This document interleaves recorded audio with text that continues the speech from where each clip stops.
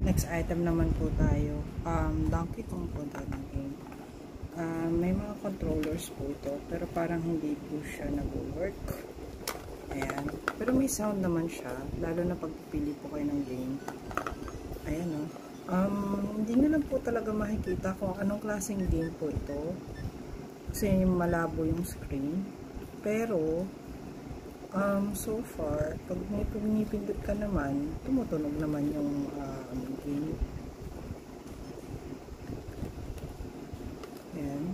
Pipindot po ako ng mga buttons dito sa ilalim. Ayun po.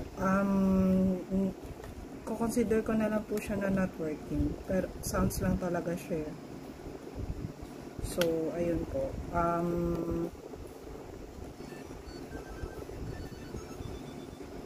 Ayun, naririnig nyo naman po.